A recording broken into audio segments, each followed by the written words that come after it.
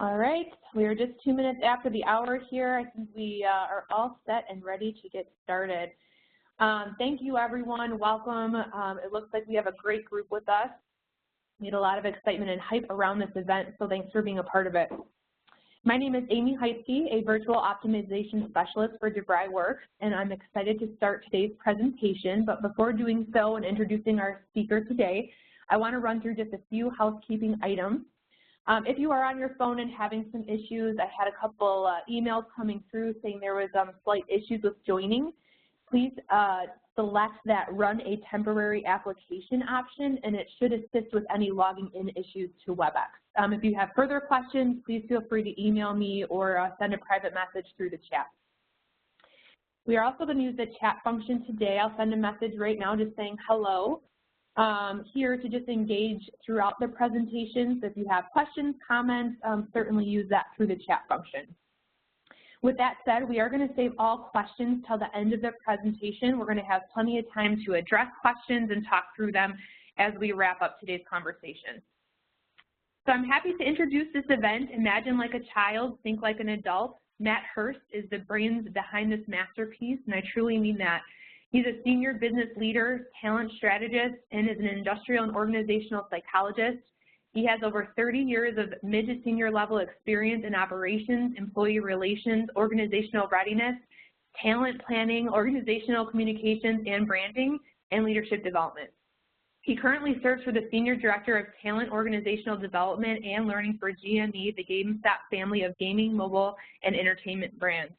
In his spare time, if you think that that's not enough, he's also completing a PhD dissertation in psychology, which studies the relationship between intuitive decision-making and follower trust. He holds a doctoral level specialist degree in educational leadership, a master's degree in management, and an undergraduate degree in management and finance. More than all of these impressive credentials, Matt is just an incredibly down-to-earth person with a standout personality, which will take no time to unveil. He quite honestly is the easiest person to talk to and work with, and I am excited to introduce him to you. So Matt Hurst, welcome to today's event. Well, thank you, Amy. I'm grateful for your kind and generous introduction and for the opportunity to participate in DeVry Works Thought Leadership Series. Thanks so much for the invitation. I'm also grateful for your interest in a topic for which I have great passion, building a culture of strategic creativity. I have long believed that the most successful leaders know how to imagine like a child and think like an adult. Such leaders are equally skilled at creative ideation and knowing how to operationalize and monetize their ideas. I should note that many successful leaders do not possess both of these qualities. If they do not, they surround themselves with other leaders who can help close their personal gap. As Amy mentioned, I serve the GME family of brands as our Senior Director of Talent, OD, and Learning. Other senior leaders in the organization often refer to me as the organization's mad scientist, a moniker that I have worked hard to earn by building trusting relationships and by being willing to let go of personal and political fears. Most of us are endowed with creative thinking that we express frequently as children. As children, we express such creativity fearlessly. The world was a grand exploration, one in which experimenting and learning came naturally, and we were good at it. We still are. However, as adults, we worry excessively about how we're perceived by others. We worry that our ideas will be rejected, that our careers will be impacted negatively, and that we'll be perceived by others as fanciful and foolish. Yet I believe we're far more successful when we know how to bring two important skills together, the ability to imagine like a child and think like an adult. Let's learn why it's important and how to do it. In the live, longer version of this workshop, I would have already distributed printed children's coloring pages and crayons. The front side of the page would have an image. the back side would be blank. I would have encouraged you to have fun, and that's all the direction I would have provided. As evidence of our desire to create as children, every adult in the room comes alive during this activity. They color, they share crayons, and they have tons of fun. When the activity is over, I ask everyone to hold up their work, which they do proudly. I also encourage them to take their work home and put it on the refrigerator door for their children to admire. Then I would have asked the baiting question. For those of you who ignored the picture on the front of the page and created your own picture on the blank side of the page, hold up your work. Consistently, nearly no one does. This is especially significant because it reveals an important leadership principle. Good leaders make the most of the opportunities in front of them, but exceptional leaders create possibilities that others do not see.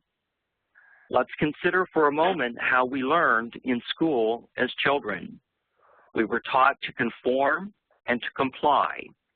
We were taught to color between the lines. I believe such conformity as children continues to influence how we lead as adults. But we can change. We have the ability to unleash the creative child that is very much alive within you without losing the maturity, strategic, and operational acumen that you've acquired over many years of professional experience. One of the most important lessons of leadership is that the dreamers win. The most successful leaders are not those who merely make the most of their opportunities. It's the leaders who see possibilities missed by others. Such leaders know how to imagine like a child and then decide as adults if the possibilities they have imagined are right for their company now. In today's highly competitive environment, it's not enough to have good ideas. We must also decide if ideas can be operationalized and monetized. And now I will compare myself briefly to Albert Einstein. He was undeniably smart, and it's quite debatable if I am smart at all. He clearly had a lot of hair. Clearly, I do not. But we do have something in common. Einstein had a special affection for intuition, as I do. The PhD dissertation that I am working on now focuses on intuitive decision-making, specifically how follower trust is affected by incongruent decision-making styles between leaders and followers. Consider this. Most business schools do an exceptional job producing analytical, quantitative decision makers. Graduates know how to make sound decisions when they have data and direction. Yet, in our increasingly ambiguous, competitive environment, data and direction are available far less frequently. If analytical decision makers rely upon data, what if the data are flawed? What if there are no data upon which to make their decisions? Entangled in many of these ideas is our fundamental problem. Most leaders want to add more value to their organizations, but they don't know how. They want to find creative, compelling, and competitive solutions for their organization, but they feel constrained by personal, professional, or political barriers. Consider with me that such constraints are largely self-imposed. More importantly, the barriers you assemble, you can unassemble. And that's why we've come together. Let's continue to learn the equal and essential value of creative and strategic thinking. And because I'm aware that my speaking style is about 1 or 2 levels above hypnosis, I've thrown in a small bonus, a handful of leadership lessons that I believe will bring personal and professional happiness based on increased creativity. My organization, GME, is one that has been built on imagination. We've assembled and grown our organization with ideas. We've seen possibilities, and we've taken risks. And we've grown to a family of brands operating successfully in 15 countries. As the market for entirely physical gaming has grown smaller, we've expanded our competitive leadership into digital gaming, game creation, and wireless services. It's not widely known that the GME family of brands is now the #1 AT&T dealer in the U.S. We've taken risks and tried new ideas because safe is often the most dangerous strategy of all. While safety brings comfort, it also brings complacency and mediocrity. Safe keeps you on the bench while others play the game. Safe keeps you from making the most important decisions of your life well. If we played it safe, we'd never fall in love. If we played it safe, we'd never marry. If we played it safe, we would never have children. If we played it safe, we'd never adopt pets. And if we played it safe, we'd be afraid to enjoy all that life has to offer, and that includes the spectacular success that can be yours when you're willing to take creative risks. Yet, many of us worry needlessly. We worry that we're not creative, and we're afraid of failure. Consider this. I believe that we are all creative. I also believe that we are not all courageous. The point bears repeating. We're all creative, but we're not all courageous. So being more creative at work often requires being more courageous at work. To be more creative, you only need to set aside the baseless worries that get in your way. You've always had the creativity of a child. You just worry needlessly that it's no longer valued. Such fears are nearly always fueled by how we choose to respond to creative setbacks. As I have taught classes on emotional intelligence, I have emphasized that all excessive anxiety and emotionalism comes from 4 categories of flawed thinking. Consider every single time that you've been excessively upset. Your anxiety was based on one or all 4 of these types of flawed, distorted thinking. The first is catastrophizing. When we have creative setbacks, we tend to make them larger and more onerous than they really are. In fact, most professional setbacks are far smaller and short-lived than we think they are. The second is that we personalize. When our ideas fail, we take it personally and we assume that others will too. Consider that your idea just wasn't the best idea for the organization at the time that you offered it. It wasn't about you. It was not a rejection of you, your work, or your value to the organization. The third is that we have a tendency to overanalyze. All too often, we make setbacks far more complex than they really are by reading too much into them. For all such situations, my advice is always the same. Get over it. Bad things do indeed happen to good people, and good ideas are often bad for the people and the organization at the time and the circumstances that they are offered.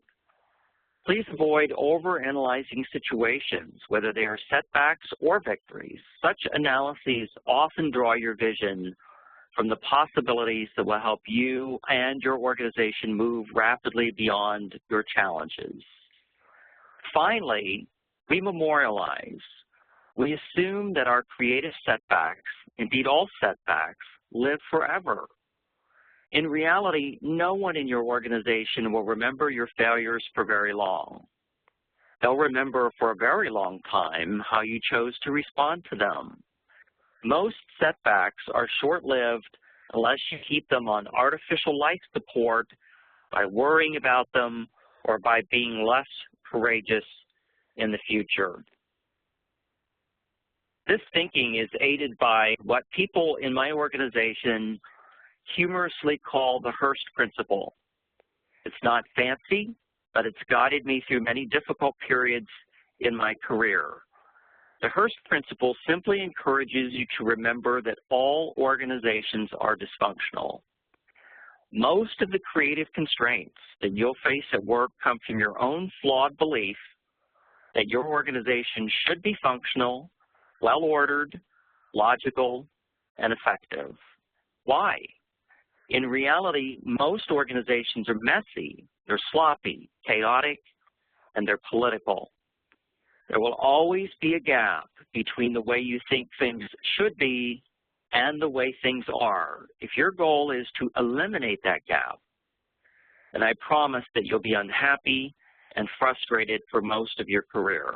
If, instead, your goal is to narrow that gap with people you trust and respect, you'll enjoy a long, creative, and successful career. As I shared before, we're all creative. We're not all courageous. When we are, we still need to sell our ideas to others. Such influential leadership, in my view, requires curiosity, confidence, competence, and credibility. There are also 4 essential behaviors to creative, influential leadership, which I call working on the business, working in the business, working on people, and working with people. Let's consider each of these now. Working in the business means knowing what is going on, getting to the front lines of the business. It's leadership participation at its very best. It's described in many ways: rolling up your sleeves, getting your fingernails dirty, or picking up a shovel. Doing it whenever you can creates trust and credibility with other leaders.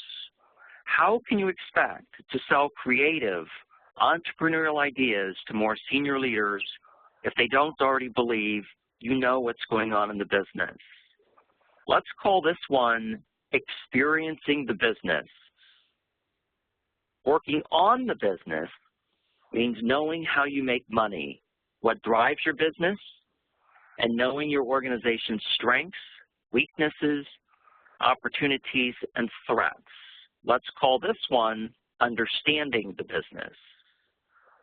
Working on people is exactly how it sounds. It means bringing out the very best in others. It means putting others before yourself. It combines empowerment, accountability, and responsibility in ways that help people and the organization create the best versions of themselves with your help. Working with people is a summary of everything that you've likely been taught since the earliest days of your career. The most successful people are those who have created trusting, productive relationships with others. Unless people know you have their back, they are unlikely to have yours. If you don't support their creative risks, why do you expect them to support yours? Now let's return to a basic idea: imaginative ideation. Imagining like a child. So what if you really do struggle finding your own innate creativity? Consider 3 questions and others like them. What are the ideas you would propose if there were absolutely no risks to your success or your career? If you knew today was your last day and you had the opportunity to offer ideas of lasting value for others, what would they be? What ideas would your children propose? What might you have proposed as a child? These are some of the ways that you can begin to foster your creativity. Earlier in this presentation, I promised you a bonus, a reward for hopefully navigating my speaking style, which some people have described as an exciting combination of Mr. Rogers and Jimmy Carter. So here we are. I'd like to finish the presentation part of our time together today by sharing some ideas that I think will help you imagine a happier, more successful life and career. The first is that trust is the currency used by the world's most successful people to buy their success. Simply seek to be the most trusted and trustworthy person in your organization, and others will allow you to serve as your organization's mad scientist too. The second is always create a character legacy, one that your parents or your children would be proud of. Every decision you make should be guided by this principle. If you would be ashamed to tell your children what you have done, don't do it. Be willing to reinvent yourself as frequently and substantively as needed to be happy and successful. I adopted my first infant child at age 48 and my second infant child at age 52. Before doing so, I was a comfortable, predictable adult. But joy is seldom found in comfort. It's found in risk and reinvention. Seek feedback. Even the harshest, most critical feedback is far superior than the worst reaction you'll ever get from others, which is apathy. Remember also that you do not have to agree with feedback to respond favorably to it. Value relationships more than you value being right, and you'll have many relationships to value. Take risks. The biggest regrets that you'll experience in the final years of your life will not be from the mistakes that you've made, and you'll make many. Your biggest regrets will come from the mistakes that you were afraid to make, the opportunities that you never pursued, and then you spend your later years wondering what would have happened had you decided to pursue them. Also create productive discontent. The most significant and lasting leaders throughout history have continuously challenged the status quo. They have worked boldly to protect the great promise of humanity from its greatest threats, which in my view are apathy, complacency, and mediocrity. Such leaders know how to imagine like a child and think like an adult. Finally, I'll share what I believe is our personal and professional purpose, which quite simply is to create happy, lasting memories for others. It is those memories that will bring our loved ones emotional comfort when we are gone. Each of us has a unique, remarkable opportunity to leave a legacy of lasting value for others. As you finish your day today and look ahead to tomorrow, please ask yourself, for what do I want most to be remembered? Also ask yourself, what am I hoping others will forget about me? The first question defines your strengths, and the second clearly defines your weaknesses. And the answers to these two simple questions will define your character, your career, your creativity, and your life. Thank you again for the opportunity to spend time with you today. Now I believe we have a few minutes for questions. How can I help?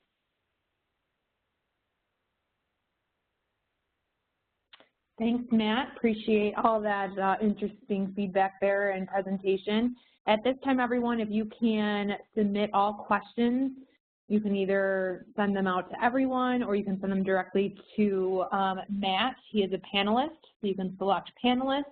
And we are open for the rest of the hour here to answer all and any questions that come through.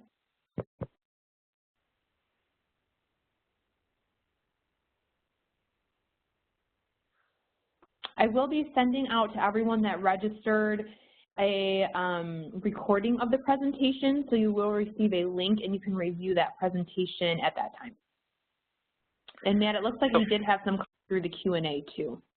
We do. It looks like some great questions are coming through. And thank you all again for making time in your day to participate in this. I'm responding to Van. Thank you for your question. Do you have a book or a website to learn more? If you reach out to me with my email address that's listed on the slide now, telling me specifically what you would like to learn more about, I can definitely share some resources. I know we covered a lot of territory in a handful of slides, about 25 or so. So if there's a particular area of this that you would like to do a deeper dive into, just send me a note at matthewhurst@gamestop.com, and I'll be happy to point you to some resources. I also have another question from Van. Where do you do live trainings? I do most of my training internally, and then I've done some work with ATD Dallas, UTD, University of Texas at Dallas, University of Texas at Arlington, and Texas Christian University. And then I'm answering a question from Melissa. It says, can you touch again on the Hurst principle you spoke about? Is there somewhere online that we can see this principle? Well, it's proprietary, so there's nothing online related to that. It was named the Hurst principle because my name's Hurst, and it's something that I talk about within my organization all the time when I've been asked how I generally remain calm during periods of dysfunctional. And it's just been my observation over the years, Melissa, that you can move from one organization to the next, and you could feel fairly good about the baggage that you're leaving behind at the organization you're leaving, but often seem surprised that there's another bag waiting for you when you show up at the next organization. And it comes down to the principle that in many cases, happiness in your career depends on accepting the idea that all organizations are dysfunctional, and deciding as you map your career what types and levels of organizational dysfunction that you're willing to manage. And then here's the critical question in my view. The big question becomes, with whom do you want to minimize dysfunction? I have often joked that our organization, like every other organization, takes trips to Crazy Town. In our organization, I believe we make those trips less frequently. We don't stay there as long, and we always take the trip with friends. So choose to work for organizations and teams where you respect and trust the people that you work with, and organizational dysfunction is far easier to manage. So Shonda has a great and difficult question, and I'm not sure, and I'm going to take a personal risk because I'm not sure I have a terrific answer for her, but I'm going to try. She writes, it is great to say take risks, but when you work for others, risks can be viewed as insubordination. How do you leverage your actions to be viewed as creative risks? I think a lot of it really comes down to the earlier idea of building as much trust as you can and offering ideas in ways that will not be perceived, or will certainly be less perceived, as threats to their authority or their success. Most people tend to react badly when they feel like their success is being threatened by someone else. So if you actively seek to be the most trusted and trustworthy person in the organization, then you start from a very strong position politically. They know that you always have their back, so they're going to be more willing to have yours. And then secondly, because I know that that may not be the complete answer that you were seeking, sometimes accept the fact that you might not be in the right organization. And while I don't encourage that people leave the organizations that they're at, I think it comes down to a couple of questions. You can either influence the organizational culture, or the organizational culture can influence you. And if you don't like the organizational culture where you're at, avoid allowing that organizational culture to influence you. Instead, look for ways to influence the organizational culture. Frankly, And unfortunately, Shonda, you'll realize sometimes that you're trying to climb a mountain of sand and you'll never get to the top. You may have to make the painful decision at that point that it may be time to move on and work in a culture that you have a greater opportunity to influence. Debbie, thank you so much for your kind compliment. I really appreciate that very much. And then Marie adds, I use flexibility. I spend time with my front line to understand what makes them tick, and this sets up my approach to establish rapport. I couldn't agree more, Marie. I think that speaks very closely to the point about working in the business. So, Stephen, great question. So you have, how do you encourage and communicate creativity and develop innovation with analytical type thinkers like accountants, financial analysts, auditors, et cetera? Well, that's the million-dollar question. I think we work on that every day.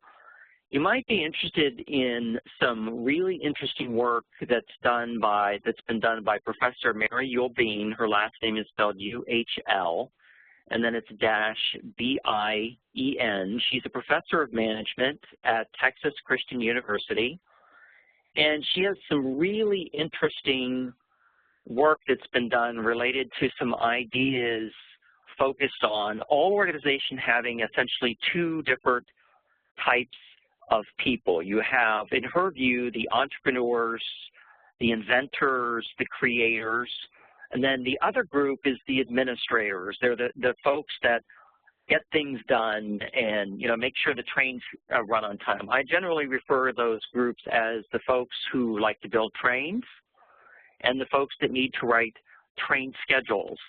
The reality is you need both of them very well.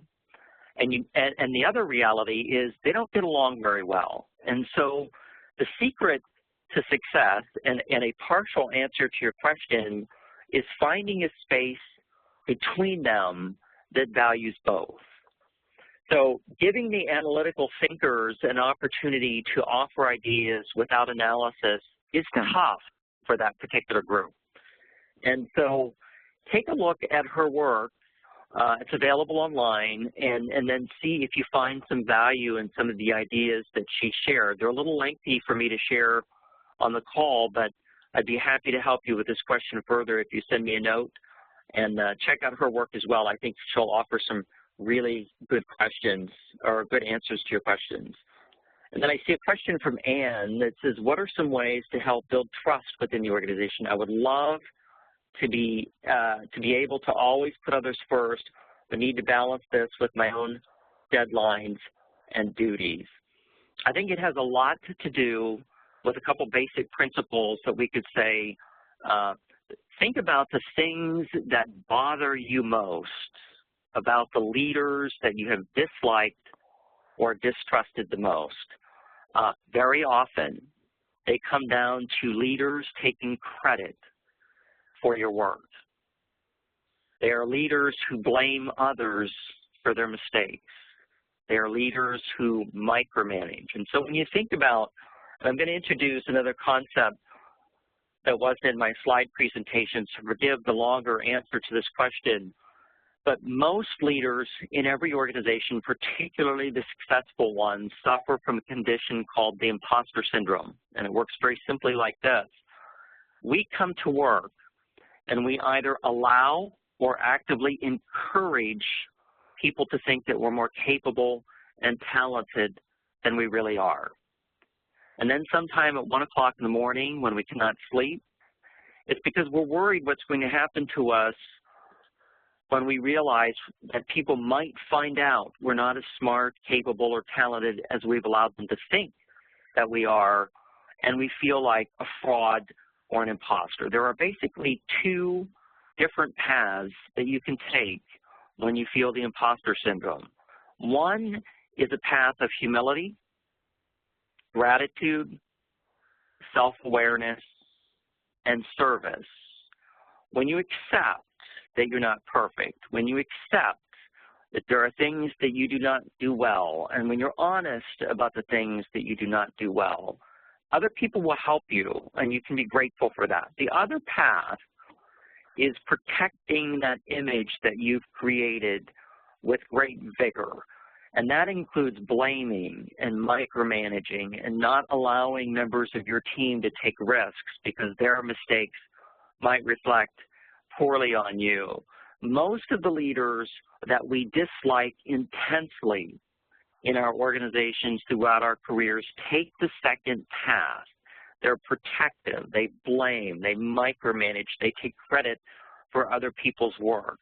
So to build trust in your organization, to build personal trust, consider creating a list of all the things that you find objectionable about other leaders and commit to not doing any of those things, and you will be amazed at how successful you'll be.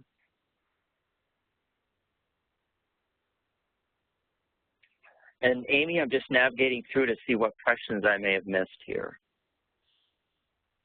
Okay, yeah, and I copied some over to you as well because some shot those questions over directly to me, so you will see those copied in there too. I think the latest one was, are there any tools you recommend for facilitating creative discussions between analytical and creative personalities? Yes, that one I talked about a few minutes ago, but I think it's just recognizing that there are two different types, two different groups, two different types of people in every organization. There are the analytical thinkers, the administrators, sort of the doers, and you have folks that make sure the trains run on time, the bills get paid. And then there are the entrepreneurs, the creators, kind of that have their heads up in the cloud. These are kind of the Imagineers, and in many organizations, they quite frankly drive each other crazy. And so I would recommend for all listeners, if you're struggling finding a good balance between those two groups, refer to some of Mary Yulbeen's work from Texas Christian University, and anybody who would like more information about our work can send me an email, and I'll be happy to get that out to them.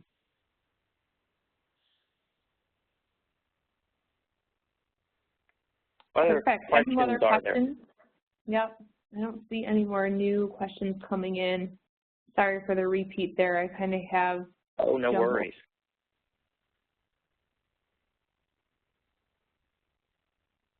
There is one that says, how does one begin to reinvent themselves? And I think in many ways it's an emotional commitment. And that question came from Joyce. It's a great question, Joyce, because I think reinventing yourself is very difficult. I would argue that throughout most of my career where I have seen careers derailed and where I have seen people fail, it's because of their unwillingness to reinvent themselves. One of the reasons that reinventing yourself is hard is because most of us have a very deep and painful fear of failure. And anytime you consider reinventing yourself, trying something new, or thinking of something more imaginative, there is a real, palpable risk to failure.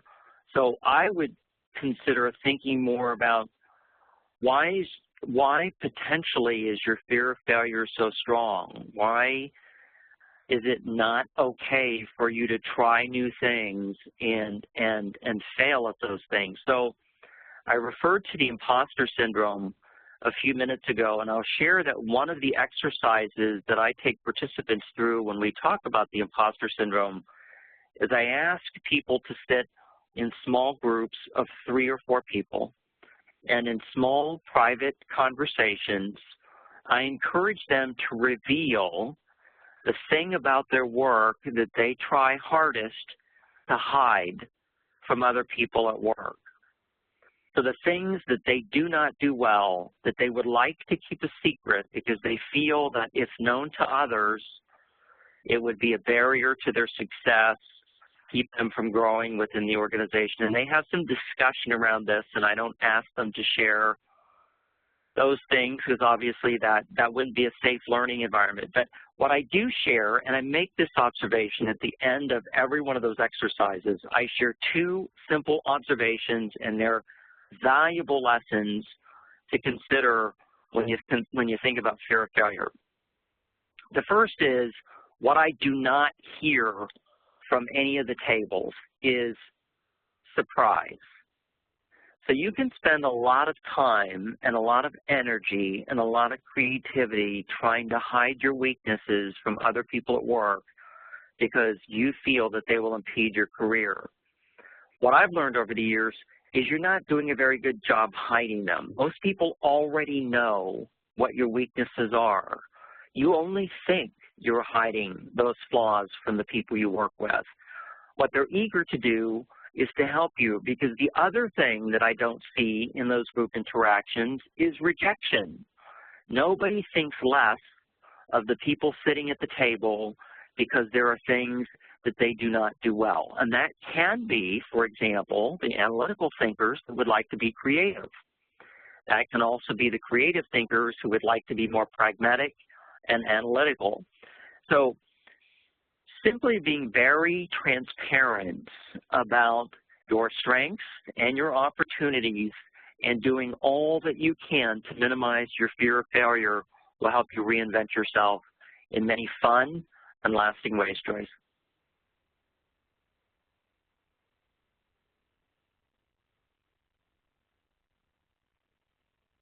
Todd, I appreciate the kind thoughts. And then it looks like we have a question from Miriam. I'm hoping I'm getting the name right because my reading glasses may be failing me here, but it says, do you have any advice for people navigating a corporate office after having a more flexible, creative work environment? Yes, but first of all, congratulations, because you now have the opportunity, I think, to bring some of that creative, flexibility to a corporate environment. So you have the opportunity to be a real change agent. One of the things about small, entrepreneurial, and flexible creative environments is that you have the opportunity to be yourself. One of the reasons that corporate environments don't feel as comfortable is because you think you cannot be yourself. In my view, organizations are just collections of people working together to achieve shared goals. When you stop thinking of it as a corporation or an organization and you start thinking about it as a large community of people trying to do meaningful work together, then you'll feel a lot more comfortable being more relaxed. Also, to the extent that your organizational culture permits, get to know people personally without being intrusive. In my organization, in my team, we talk about our families, we talk about our life goals. We're very flexible in terms of helping people through the more difficult periods in their life. And we get to know the person, because the entire person is what brings value to your organization. It's their uniqueness, it's their diversity, it's their unique perspective and their experience that adds value to your organization. And often we block off about 75% or more of the whole person to get the 25 to 40% of the person that pays the bills or, writes up the project plans or fills in the Excel spreadsheet. I would argue that the labor market will continue to tighten. It's going to become increasingly difficult in the years ahead to find, develop, engage, and retain top talent. Yet I would also argue that the most successful organizations in the next 10 to 15 years will be the organizations that can do just that. And survey after survey will tell you that the people will choose to work for the organizations where they feel like they're working with people who care about them, people who know them, people who know their kids' names, people who know their spouses' names, and they feel like they're part of something special. In an exercise that I shared recently at UTD, University of Texas at Dallas, I asked students in the IT department to raise their hand if they were on Facebook, Instagram, or other social media. And as you might expect in an auditorium of hundreds, almost every hand went up. And I asked them to keep their hands up as I increased the number of friends that they had, 100, 200, 300, 400 friends. And a few hands went down as the number went up. But then I asked the question, so keep your hands up, if you know the names of your neighbors. Keep your hands up if you know your neighbor's kids' names. Keep your hands up if you know many of your colleagues' names. The reality of our society is we try to feel connected through technology, and yet although technology has allowed us to remain connected to each other, we are more socially disconnected than we've ever been in the past. That culture is pervasive, and that culture exists within many corporate offices. So bring back the sense of community, bring back the sense of the fact that you work with friends doing meaningful work, and that you all need each other, know each other, and like each other, and you'll find that that corporate setting that you've moved into will feel a lot more like that startup that you just left. Great question, long answer. Sorry for the long-winded answer.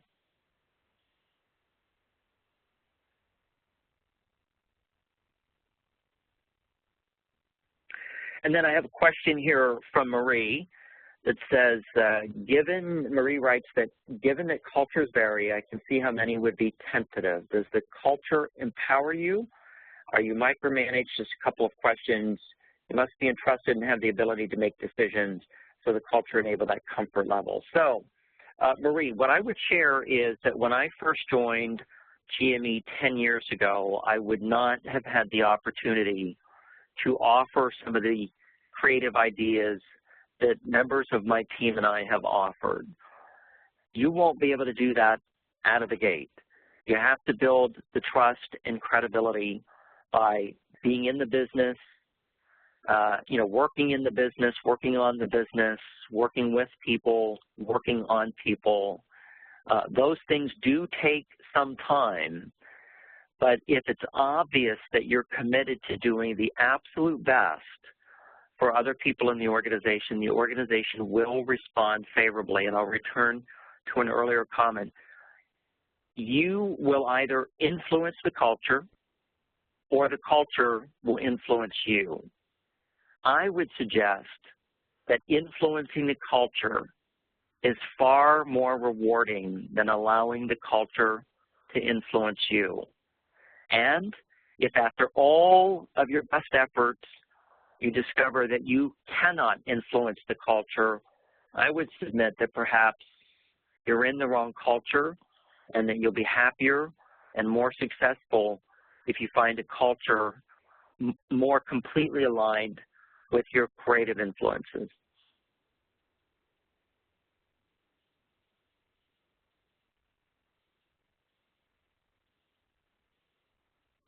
Yes, and Van, I am familiar with the accelerated learning principles and the theory of creative problem solving, a tool that provokes creative thinking. I am, and I would encourage other people to consider those resources as they try to develop their creative thinking. And then I see a comment from Marie too. It says, yes, the culture is developed here through much work. It's very flexible. People are responsive, happy, feel valued. Marie, congratulations.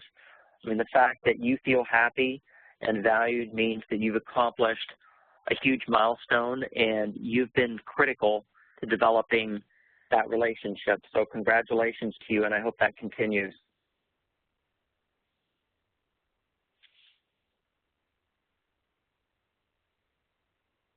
So I think, Amy, I may have answered all the questions. Are there any others that I might have missed? I think so. I can answer one. A few questions have come through just about copies of the webinar slides. Just to reiterate, we are going to be sending out a copy of this recording, so you will be able to review the webinar again, send it out to anyone who has missed it. So that will be sent out tomorrow as just a post follow-up. And Matt, my only question is, when are you going to write a book and where can we buy it? Well, thank you. We've had a few people at work that have suggested that I do that. Unfortunately, they keep giving me lots of work that gets in the way. Yeah. So it may be a while. But I'll let you know if I ever get around to doing that. Yeah, definitely do. I mean, very interesting conversation, and I'm over here laughing and engaged, and just really great concepts to take in personal and professional industries. So thank you for your time and just coming in to help us on your sick day. So it definitely did not shine through that you're struggling with the flu. So thanks for fighting through that. We really appreciate it. And consensus have come through on my end too, just how insightful this was and just really beneficial. So thank you again for, I guess, just kind of captivating us all in this hour. We really appreciate it. Well, thank you so much for inviting me. It's been a pleasure. It has. Well, thanks. And to everyone on the call, thank you so much for your time, for taking interest. We are looking forward to sending you a post email here with the recording link. So please look for that to come your way tomorrow. And I don't see any more questions. Someone else agrees with me. They would love a book from Matthew, possibly some personal therapy sessions, someone said as well too. So I agree with that. All right. Well, thank you very much, everyone. Just on behalf of Jurai Works, Matt, we really appreciate your time and everyone on the call. Have a great rest of your day, and we will be in touch with you soon in the upcoming events that we have. Thank you so much, Amy. Thank you. Take care.